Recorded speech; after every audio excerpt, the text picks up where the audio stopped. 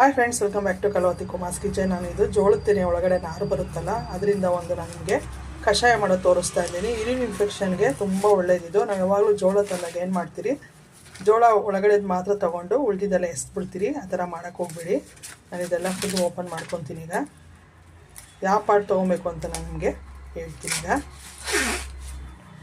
ನೋಡಿ friends, open ಆಗಿದೆ. ನಾವು ಇದನ್ನು ತೊಗೊಬಾರ್ದು, ಇದು ಬೇಕಾಗಿಲ್ಲ ನಮಗೆ. ಇದನ್ನು ತೆಗೆದುಬಿಡೋಣ. ನಾವು ತೆಗೆದುಬಿಟ್ಟು ಈ ಪಾರ್ಟ್ ಬರುತ್ತಲ್ವ ನೋಡಿ, ಈ ಥರ ನಾರು ಥರ, ಇದನ್ನು ನಾವು ತೊಗೊಬೇಕಾಗುತ್ತೆ. ಇದು ತುಂಬ ಒಳ್ಳೆಯದು. ಯೂರಿನ್ ಇನ್ಫೆಕ್ಷನ್ ಇದರದ್ದು ಕಷಾಯ ಕುಡಿತಾ ಇದ್ದರೆ ನಿಮ್ಗೆ ಯೂರಿನ್ ಇನ್ಫೆಕ್ಷನ್ನೇ ಬರಲ್ಲ. ನೆಕ್ಸ್ಟ್ ಟೈಮಿಂದ ನೀವು ಜೋಳ ತಂದಾಗ ವೇಸ್ಟ್ ಮಾಡಬೇಡಿ, ಬಿಸಾಕಬೇಡಿ. ಇದು ನೋಡಿ, ಈ ಪಾರ್ಟ್ ಇದು ನಮಗೆ ತುಂಬ ಬೆನಿಫಿಟ್ಸ್ ಇದೆ. ಇದನ್ನು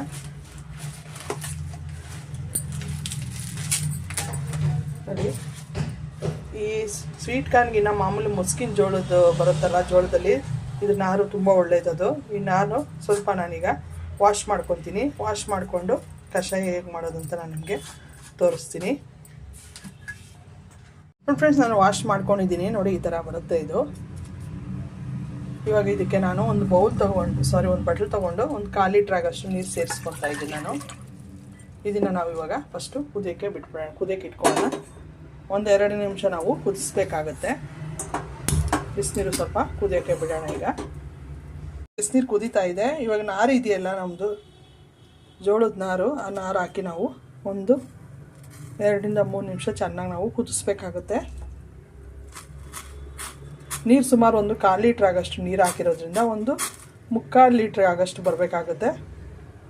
ಒಂದು ಲೋಟದಲ್ಲಿ 1/4 ಕಪ್ ಆಗಷ್ಟು ನೀರು ಬರಬೇಕಾಗುತ್ತೆ. ನಾವು 1/4 ಲೀಟ್ರ್ ಲೋಟದಲ್ಲಿ ಹಾಕಿರೋದ್ರಿಂದ 1/4 ಭಾಗ ಅಷ್ಟು ನೀರು 1-2 ನಿಮಿಷ ನಾವು ಚೆನ್ನಾಗಿ ಕುದಿಸ್ಕೊಬೇಕಾಗುತ್ತೆ. ಇದು ಕಾನ್ಸ್ಟಿಪೇಷನ್ ಪ್ರಾಬ್ಲಮ್ ಇದ್ದರೆ ಮತ್ತು ಯೂರಿನ್ ಇನ್ಫೆಕ್ಷನ್ಗೆ ತುಂಬ ಒಳ್ಳೆಯದು. ಇದು ಕಂಟಿನ್ಯೂಸ್ ಆಗಿ ಮಾರ್ನಿಂಗ್ ಕುಡಿತಾ ಬಂದರೆ ಇದು ಲೈಫಲ್ಲಿ ಯೂರಿನ್ ಇನ್ಫೆಕ್ಷನ್ನೇ ನಮಗೆ ಆಗೋದಿಲ್ಲ. ಇದು ಸ್ವಲ್ಪ ಇದು ಕುದಿಯೋಕ್ಕೆ ಬಿಟ್ಬಿಡೋಣ. ಇದೆಲ್ಲ ಫುಲ್ಲು ಜೋಳದ ನಾರಿದೆ, ಅದೆಲ್ಲ ಫುಲ್ಲು ಬೆಂದು ಸಾಫ್ಟ್ ಆಗುತ್ತೆ. ಶಾವಿಗೆ ಥರ ಸಾಫ್ಟ್ ಆಗುತ್ತೆ. ಚೆನ್ನಾಗಿ ಬೇಯಿಸ್ಕೊಬೇಕು. ಆ ನೀರಲ್ಲಿ ಅದ್ರ ಸಾರ ಎಲ್ಲ ಬಿಟ್ಕೊಬೇಕು. ಅಲ್ಲಿವರೆಗೂ ಸ್ವಲ್ಪ ನಾವು ನೋಡಿ ಫ್ರೆಂಡ್ಸ್, ಆಗಿದೆ. 2-3 ನಿಮಿಷ ನಾನು ಚೆನ್ನಾಗಿ ಕುದಿಸ್ಕೊಂಡಿದ್ದೀನಿ. ನೋಡಿ, ಅದು ಒಳಗಡೆ ಜೋಳದ ನಾರೆಲ್ಲ ಸ್ವಲ್ಪ ಕಲರ್ ಬರಬೇಕು. ನೋಡಿ, ಗೋಲ್ಡನ್ ಕಲರ್ ಬಂದಿದ್ರೆ ಇದು ಆಗಿದೆ ಅಂತ ಅರ್ಥ. ನೋಡಿ, ನೀರು ಅಷ್ಟೇ 1/4 ಭಾಗ, ಒಂದು ಇದರಲ್ಲಿ 1/4 ಅಷ್ಟು ಚೆನ್ನಾಗಿ ಕೂತಿದೆ. ನೋಡಿ, 1/4 ಭಾಗ ಅಷ್ಟು ಡೌನ್ ಆಗಿದೆ, ಸೈಡು ವೈಟಿಗೆ ಬಂದಿದೆ. ಇಷ್ಟಾದರೆ ನಮಗೆ ಸಾಕಿದ್ದು. ನೀವು ಯಾವಾಗನ ಕುಡ್ಕೊಬೋದು. ಆದಷ್ಟು ಮಾರ್ನಿಂಗ್ ಖಾಲಿ ಸ್ಟಮಕಲ್ಲಿ ಕುಡಿದ್ರೆ ತುಂಬ ಒಳ್ಳೆಯದು. ನಾವು ಏನು ಬಳಸಂಗೇ ಇಲ್ಲ.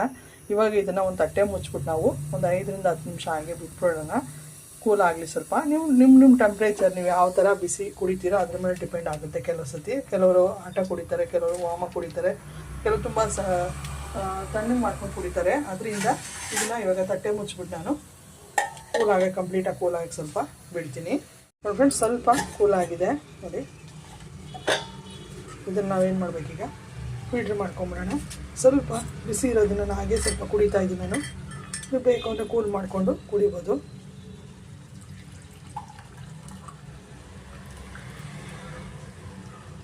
ಇದೇನಿಲ್ಲ, ಇದು ಎಸ್ದು ಬಿಡೋದು ಅಷ್ಟೇ ಇದೆ. ಇದು ನೀವು ಬೇಕು ಅಂದರೆ ನೈಟ್ ಕುದಿಸಿ ಬಿಟ್ಬಿಟ್ಟು ಬೆಳಗ್ಗೆ ಬಿಸಿ ಮಾಡಿಕೊಂಡು ಕುಡಿಬೋದು. ಅದು ಒಳ್ಳೆ ಬೆನಿಫಿಟ್ ಇದೆ ನಿಮಗೆ. ನೋಡಿ, ಇದರಲ್ಲಿ ಏನು ಚೇಂಜಸ್ ಏನಿಲ್ಲ. ಆದಷ್ಟು ಸ್ವಲ್ಪ ನಾವು ಕುದಿಸಿ ಸ್ವಲ್ಪ ಹೊತ್ತು ಬಿಡೋದ್ರಿಂದ ನೀಟಾಗಿ ಅದರ ಸಾರ ಎಲ್ಲ ನೀರಲ್ಲಿರುತ್ತೆ. ಸಿಂಪಲ್ಲಾಗಿ ಒಂದು ಯೂರಿನ್ ಇನ್ಫೆಕ್ಷನ್ಗೆ ಒಂದು ಜೋಳದ ಮುಸುಕಿನ ಅಥವಾ ಜೋಳದ ನಾರಿನ ನೀರು ಅಥವಾ ಕಷಾಯ ರೆಡಿಯಾಗಿದೆ. ನೀವು ಆರಾಮಾಗಿ ತೊಗೊಂಬಂದು ಯಾರಾದರೂ ಕುಡಿಬೋದು. ನೀವು ನೋಡಿ, ಒಂದು ಲೋಟದಲ್ಲಿ 1/4 ಭಾಗ ಅಷ್ಟು ನಾನು ಕುದಿಸಿದ್ದೀನಿ. ನೀವು ಇಲ್ಲ ಅಂದರೆ ನೈಟು ಕುದಿಸ್ಬಿಟ್ಟು ನೀವು ಮಾರ್ನಿಂಗು ಕುಡಿಬೋದು ಖಾಲಿ ಸ್ಟಮಕ್ಕಲ್ಲಿ. ತುಂಬ ಒಳ್ಳೆಯದು. ನೀವು ಒಂದ್ಸತಿ ಟ್ರೈ ಮಾಡಿ. ಹೇಗಿತ್ತು ಅಂತ ಕಮೆಂಟ್ ಮಾಡಿ ತಿಳಿಸಿ. ನಿಮ್ಗೆ ಇಷ್ಟ ಲೈಕ್ ಮಾಡಿ, ಶೇರ್ ಮಾಡಿ, ಸಬ್ಸ್ಕ್ರೈಬ್ ಮಾಡಿ ಫ್ರೆಂಡ್ಸ್. Thank you.